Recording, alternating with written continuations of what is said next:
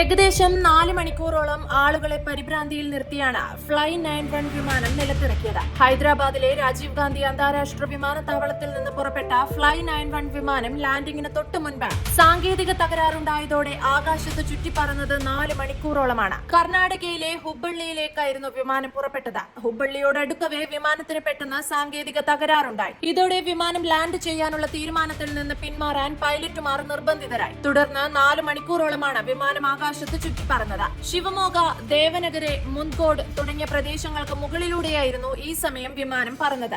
ആശങ്ക നിറഞ്ഞ നിമിഷങ്ങളുടെ അവസാനം ആവർത്തിച്ചുള്ള ശ്രമങ്ങൾക്കൊടുവിൽ വിമാനം വൈകിട്ട് 7:30 കെബാഗോഡ അന്താരാഷ്ട്ര വിമാനത്താവളത്തിലേക്ക് വഴിതിരിച്ചുവിട്ടു. സുരക്ഷിതമായി ലാൻഡ് ചെയ്തു. വിമാനത്തിലുണ്ടായിരുന്ന യാത്രക്കാർ പേടിച്ചരണ്ട നിലയിലായിരുന്നുവെന്നും പലരും പ്രാർത്ഥിക്കുകയും കരയുകയും ചെയ്തിരുന്നെന്നും പുറത്തുവന്ന ദൃശ്യങ്ങളിൽ നിന്ന് വ്യക്തം. സംഭവത്തിൽ അന്വേഷണം ആരംഭിച്ചിട്ടുണ്ട്.